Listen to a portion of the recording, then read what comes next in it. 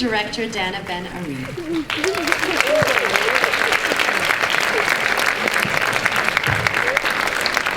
We also have two more special guests. We have executive producers Ricky Lake and Abby Epstein. Please come up.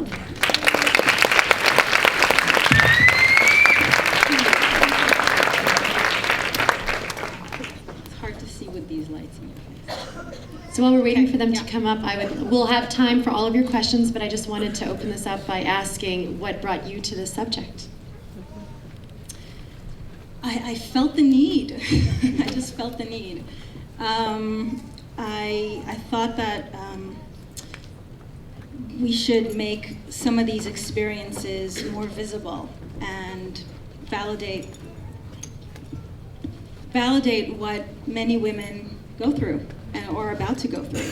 So I wanted to explore this on film, and really I thought this was the best way to make breastfeeding and the issues visible, because that's part of the problem. I feel like we don't know what it looks like, we don't know what it feels like, and so film was the best way to show that. And I'd love to ask both of you the same question. What brought you to this project? Alon. Did Alon leave? No, Alon McAllister. Well, no, we don't want to steal any thunder. This is all done. We're sharing. It's good.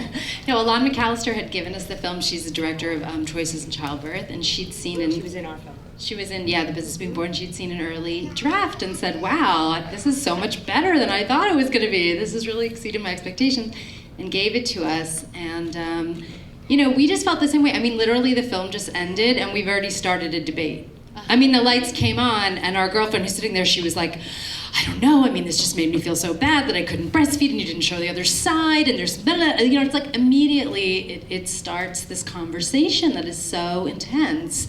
And it's really a conversation that I think women need to be having, society needs to be having. So we were just so thrilled to, that Donna allowed us to come on board and just help her get it out to the world. And I think it's very much this conversation that we got started with home birth, with the business of being born. It's very reminiscent of what we experienced 5 years ago at this time at Tribeca. The business of being born premiered in this theater. So it's. My husband and I watched, and it radically changed our whole childbirth approach plan, and it really was that film. And so thank you for that. Awesome. Yeah, well, and this is a conversation starter, this film, for breastfeeding.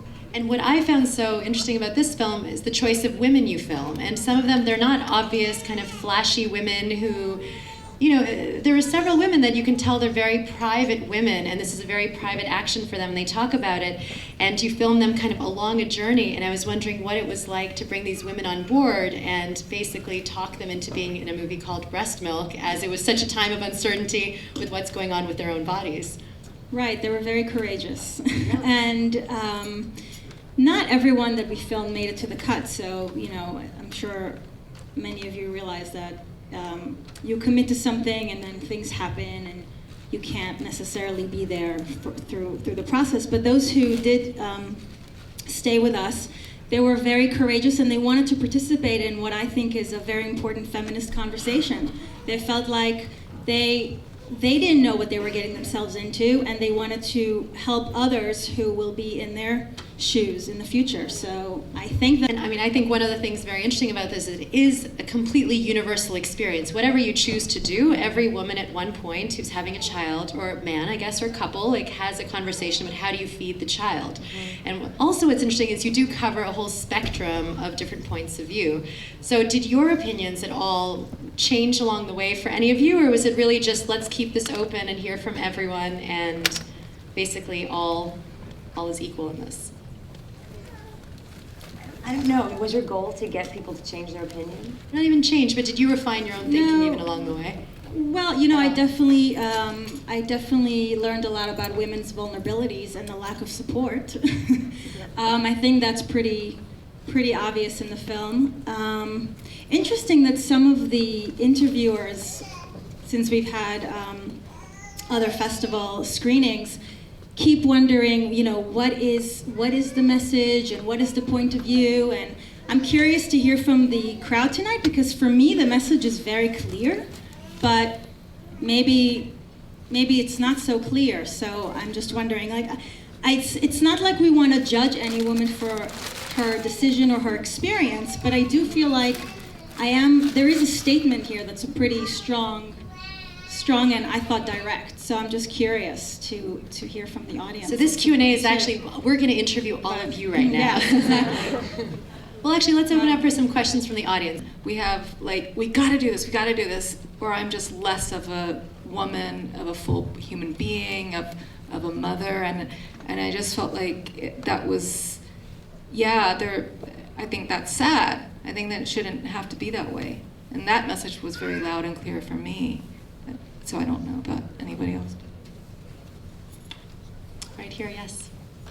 I have a question about, were you able to get any healthcare professionals, or was that a thought of yours to interview any healthcare professionals about breastfeeding, like the doctors? Because the American Academy of Pediatrics says, breastfeed for 6 months, but when your pediatrician says, oh, you're starving your baby, give baby formula, there's like a disconnect, and we talk about no support. So were you able to have any doctors willing to be on camera and talk about it? Well, there were 2 doctors on camera, but you mean pediatricians? Yes, pediatricians. We didn't interview any pediatricians.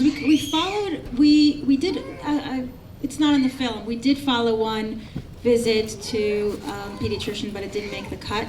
We kind of just went along with what was happening for the women, and also we let the women and their experiences lead the film-making process, if you will. So I really wanted the film to take on its own life in a way. Of course, there's editing involved, but I didn't want to control too much of what was happening.